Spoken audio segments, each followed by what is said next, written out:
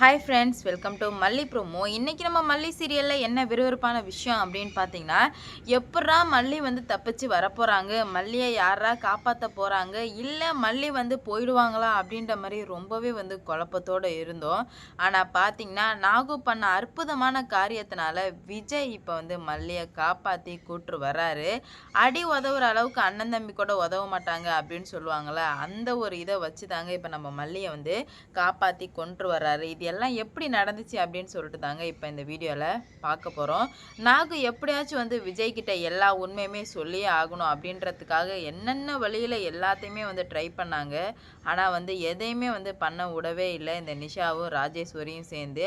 ஆனால் வெளியே ஏதோ ஒரு பிரச்சனை நடக்குதுன்னு மட்டும் நல்லாவே தெரிஞ்சுது விஜய்க்கு. உடனே வந்து விஜய் வந்து நான் போய் பார்க்குறேன் அப்படின்ற மாதிரி சுடர்கிட்ட சொன்ன உடனே, இல்லை விஜய் போவாதீங்க, அவங்க பார்த்துப்பாங்க, அதெல்லாம் ஒரு பிரச்சனையும் இருக்காது, நீங்கள் பாட்டுக்கு அமைதியாக இருங்க விஜய் அப்படின்ற மாதிரி இந்த சுடரும் வந்து ரொம்ப நேரமாக விஜயை வந்து மல்லு கட்டிகிட்டு இருக்கா. விஜயும் வந்து விஜய் மனசு ஆனால் மூஞ்சில் ஒரு செழிப்பு கூட இல்லவே இல்லை.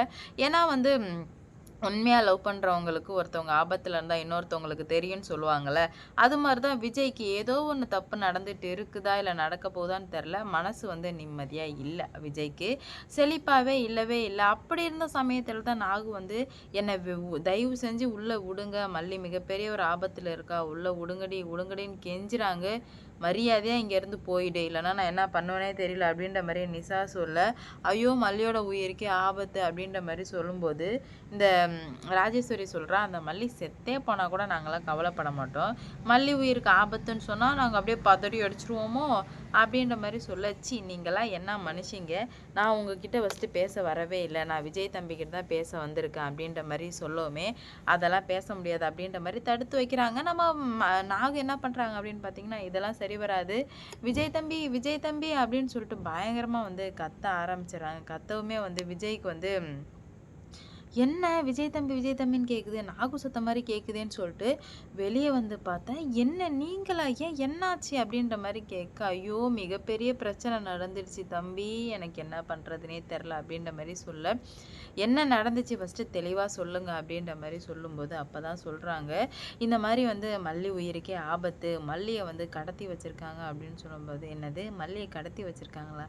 என்ன தெளிவாக சொல்லுங்கள், புரிகிற மாதிரி சொல்லுங்கள் அப்படின்ற மாதிரி கேட்க, உடனே நிஷாவுக்கு எங்கே வந்து நலுங்கு ஃபங்க்ஷனில் இருக்க மாட்டாரோ அப்படின்னு சொல்லிட்டு நிஷா, ஐயோ மாமா இது இவங்களோட சதி திட்டம் மாமா, இது கூட உங்களுக்கு தெரில, நீங்கள் உள்ளே போங்க, அதனால தான் நான் உங்ககிட்ட கொன்றே வரல, உள்ளே போங்க மாமா அப்படின்ற மாதிரி சொல்ல, இரு நிஷா அப்படின்ற மாதிரி கேட்க, என்னன்னாகோ எதனா இந்த கல்யாணம் நான் வந்து மல்லி மாதிரி நீங்கள் எதனா பிளான் பண்ணுறீங்களா, முன்னாடியே வந்து மல்லியை வீட்டை விட்டு அனுப்பிட்டேன், அதனால் அவள் வந்து உங்களை அனுப்பி விட்டாளா அப்படின்ற மாதிரி கேட்க, ஐயோ கடவுள் சத்தியமாக, என் புருஷன் சத்தியமாக, என் தாலி மேலே சத்தியமாக மல்லியை கடத்திட்டாங்க ஒரு கும்பல், ப்ளீஸ் தம்பி வாங்க தம்பி அப்படின்ற மாதிரி சொல்ல, நீங்கள் என்ன பேசுகிறீங்க போகிறீங்கன்னு எனக்கு சுத்தமாக புரியல, எதுக்காக இப்படியெல்லாம் நடந்துக்கிட்டு இருக்கீங்க, உங்களுக்கு என்னதான் பிரச்சனை அப்படின்ற மாதிரி கேட்க, இந்த சுடரை பற்றின உண்மையை தெரிய பெங்களூர் போனாங்க, அங்கே வந்து ஒசூர் போனாங்க, ஒசூர் போன இடத்துல மல்லியை வந்து கடத்திட்டாங்க அப்படின்ற மாதிரி சொல்லவுமே என்ன பண்ணுறது போகிறதுன்னு சொல்லிட்டு சுத்தமாக புரியல.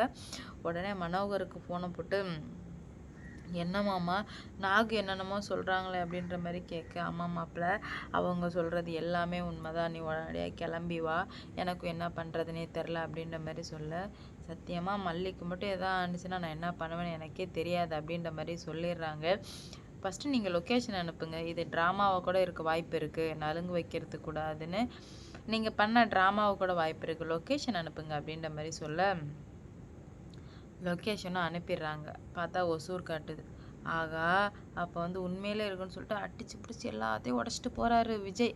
உடனே வந்து சுடர் இருந்துட்டு, எங்கே போகிறீங்க விஜய், எங்கேயும் போகாதீங்க விஜய், அவங்க சும்மா நடிக்கிறாங்க விஜய் அப்படின்ற மாதிரி சொல்ல, இல்லை ரேணுகா எனக்கு ஏதோ தப்பாக படுது, எனக்கும் மனசு அப்பையிலேருந்து படப்படன்னு அடிச்சுக்கிட்டே தான் இருந்தது, நான் போய் பார்த்துட்டு வரேன் அப்படின்ற மாதிரி சொல்ல, அப்போ என் கல்யாணம் அப்படின்ற மாதிரி கேட்குறாங்க. கல்யாணம் எப்போ வேணால் பண்ணிக்கலாம், மல்லிக்கு எதனா ஒன்றா யார் ரேணுகா பதில் சொல்கிறது அப்படின்னு சொல்லிட்டு கிளம்பி போகிறாரு. உடனே வந்து இவங்க 3 பேர் அப்படியே திகைச்சு போய் நிற்கிறாங்க. என்னடா இது, நம்ம இவ்வளோ சொல்லியும் ஓடிட்டானே அப்படின்னு சொல்லிட்டு ரொம்பவே ஷாக்கில் இருக்காங்க. அப்போ தான் விஜய் வந்து எதையுமே காதில் வாங்கிக்காமல் இவர் பாட்டுக்கு கிளம்பி போயிட்டார். போனால் ஒசூர் போனால் எனக்கு யார் அவளை கடத்தி வச்சிருப்பா நல்லாவே தெரியும் அப்படின்னு சொல்லிட்டு கரெக்டாக அந்த மாரி ரவுடி கிட்ட தான் போகிறாரு. மாரி கிட்ட போனதுமே வந்து ஏய் என் பொண்டாட்டி எங்கன்னு சொல்கிறா அப்படின்ற மாதிரி கேட்குறாங்க.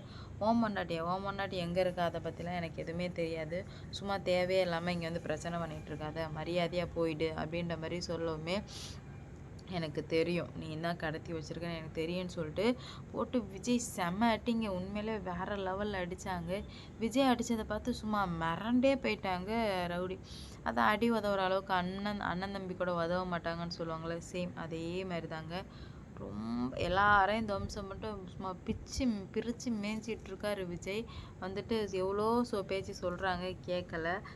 அவனுக்கு அப்போ தான் மைண்டில் ஓடுது, என் புருஷன் எந்த மூலையில் இருந்தாலும் என்னை தேடி வருவான் அப்படின்னு சொல்லிட்டு. இப்படி ஒரு காதலாடா அப்படின்னு நினச்சிக்கிட்டு சொல்லவே இல்லை, நான் உன் பொண்டாட்டியை கடத்தலை அப்படின்ற மாதிரி சொல்ல. ஒரு கட்டத்தில் ரொம்பவே அடிக்க ஆரம்பிக்கும். என்ன பண்ணுறாங்கன்னா, உன் பொண்டாட்டி கிடைக்க மாட்டா, உன் பொண்டாட்டியே கொடுக்க மாட்டேன், உன்னால் முடிஞ்சதை நீ பார்த்துக்கோ அப்படின்ற மாதிரி சொல்லவுமே என்ன பண்ணுறது போகிறதுன்னு சொல்லிட்டு சுத்தமாக புரியல. என்னடா இது இப்பெல்லாம் வந்து பண்ணுறாங்களே அப்படின்னு சொல்லிட்டு ஷாக் ஆகிட்டு விஜய் வந்து உன்னை எப்படி அடித்தா நீ எப்படி எல்லா உண்மையும் சொல்லணும்னு எனக்கு நல்லா தெரியும் அப்படின்னு சொல்லிட்டு இவ்வளோ பெரிய கல்லை தூக்கி இப்போ சொல்கிறியா உன்னை கொன்னுடுவேன், என் பொண்டாட்டி இல்லாத இடத்துல நான் உயிர் வாழ மாட்டேன் அப்படின்ற மாதிரி சொல்ல அப்படியே கல்லை கிட்ட கொண்டு போயிட்டாரு. இல்லை நான் சொல்லிடுறேன் இங்கே தான் வச்சுருக்கேன் அப்படின்ற மாதிரி சொல்லுவோமே. அதுக்கப்புறம் விஜய் போயிட்டு நம்ம மல்லியை தூக்கிட்டு வர்றாங்க. உண்மையிலுமே வேறு லெவல் தாங்க. விஜயோட காதல் இவ்வளோ சூப்பராக இருக்குன்னு சொல்லிட்டு கொஞ்சம் கூட எதிர்பார்க்கவே இல்லை. ஃபென்டாஸ்டிக் உண்மையிலுமே விஜயோட காதல். அது மட்டும் இல்லாமல் விஜய் மல்லியை பார்த்து தூக்குறாங்க. மல்லி ஃபுல்லாக மயக்கத்தில் மல்லி எழுந்துன்னு சொல்லவுமே மல்லி வந்து எழுந்துற மாதிரி இல்லை. உடனே என்ன நடக்குதுன்னா போலீஸ்க்கெலாம் ஃபோன் போட்டு சொல்லிடுறாங்க. அதுக்கப்புறம் தான் வந்து மனோகரன் வர்றாங்க.